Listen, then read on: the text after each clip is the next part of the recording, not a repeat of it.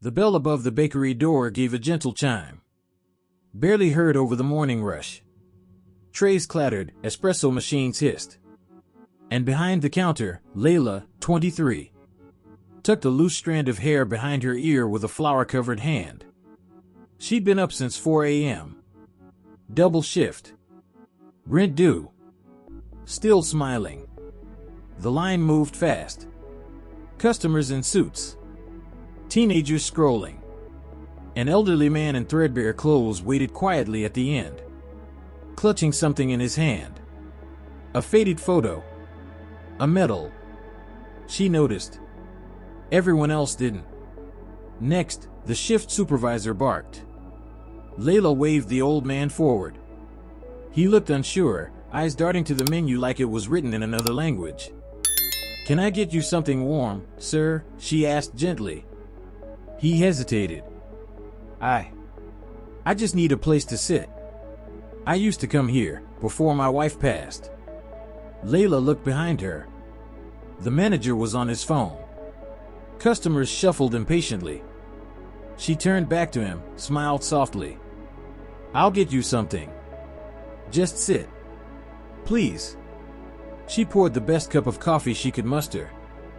Warmed a croissant. Placed it in front of him like it was a feast. He stared at it. Then at her. "People don't do this anymore," he whispered. Tears in his eyes. "You remind me of her." 10 minutes later. The manager stormed across the floor, voice slicing through the bakery like a knife. "Who authorized this?" he shouted. Every table fell silent. Layla froze. The man tried to speak up, she was just being kind. But the manager didn't even look at him. "You gave food away without a transaction? Without clearance?" Layla's hands shook. He was cold. He hadn't eaten in. "You're done here," he snapped. "Take off the apron. Now." Gasps rose. A kid dropped his spoon. The old man stood, trying to say something again. But Layla stopped him with a small nod. She untied her apron with trembling fingers. "Didn't cry." "Not yet." She looked around the room and saw nobody stand. Only silence. Only shame. She pushed open the back door and walked into the freezing wind. Chest burning, not from humiliation, but from disbelief. She didn't lose a job. She lost her belief in a world where kindness was a crime. The next morning, Layla sat at her kitchen table, still in her uniform, though she had nowhere to wear it to now. Her phone buzzed with silence. No calls. No apologies. Just a world that kept spinning. She stared at the half-empty coffee mug in front of her.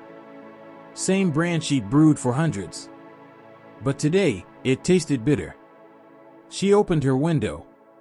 Outside, the bakery stood proud and polished, its shiny logo still glowing like nothing had happened. But inside, it had. Inside, the memory of that moment still hung thick like stale air. And then, at exactly 11:03 a.m., everything changed. The bell above the bakery door rang again. But this time, it wasn't another customer. It was a man in uniform. Then another. And another.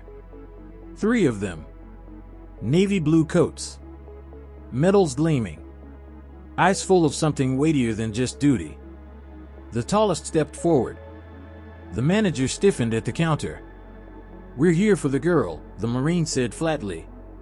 "The one who served Corporal Dawson yesterday." The manager blinked. "She's no longer employed." The second Marine pulled something from his coat. A folded note. Yellowed.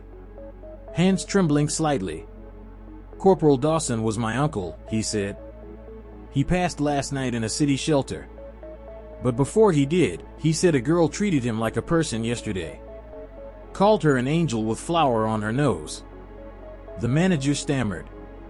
But the Marines didn't wait. They laid the note on the counter. And beside it, a military challenge coin. Shiny. Heavy. Silent.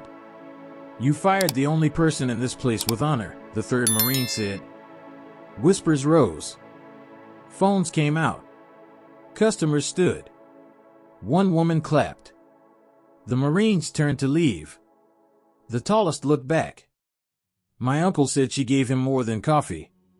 She gave him back his dignity. We were going to donate meals here. Bring veterans. Build a program. He paused. Not anymore. As the door closed behind them, reviews started pouring in. 1 star. Boycott hashtags. Articles. Tweets. Headlines. Bakery fires girl for helping veteran. Marines show up to deliver message. Kindness isn't a violation. But Layla didn't see it yet. She was still sitting at that table. Still thinking she was alone. Until the knock. The knock came gently. Not like a bill collector. Not like trouble. But like a pause in a sad song. Layla opened the door. Eyes swollen from a night of second-guessing herself. 3 figures stood before her. The Marines. Same pressed uniforms. Same polished boots. But this time, their faces were soft. The tallest one held flowers. Simple daisies. Not bought for show, but for meaning. The second held an envelope. Thicker than it looked. And the third raised a slow, firm salute. Layla's hand flew to her mouth. Tears threatened. We took up a collection, the first one said. Not just us. The whole community. He handed her the envelope. Inside. A check. Not small. Enough to cover rent. Enough to breathe. And a job offer. Not as a waitress. As director of community care. At a veterans outreach center. Full-time. Benefits. Support. Layla blinked in disbelief. I just gave him coffee, she whispered. No, the Marine said, stepping closer. You gave him warmth. You gave him humanity. And you reminded us all what it means to matter. She broke. Right there on the porch. Shoulders shaking.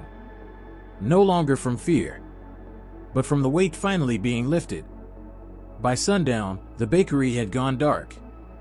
Closed. Papers taped to the windows. No apology could fix what the world had already judged. Because this wasn't about coffee. This wasn't about protocol. It was about the moment everyone watched decency be punished. And decided they wouldn't let it stand. Layla, now standing at her new job a week later, wore a crisp badge. No one forgotten. No one alone. That was the new motto.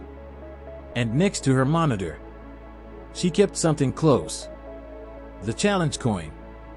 Left on a counter in a storm. Now shining quietly. In a place where kindness wasn't a violation, but a virtue. In a world too quick to fire compassion, Layla's story became a reminder that dignity should never be denied, and kindness is always worth the risk. Let us know in the comments where you're watching from, globe showing Europe, Africa. If this story moved you, hit like, subscribe to the channel, and drop a red heart in the comments for Layla.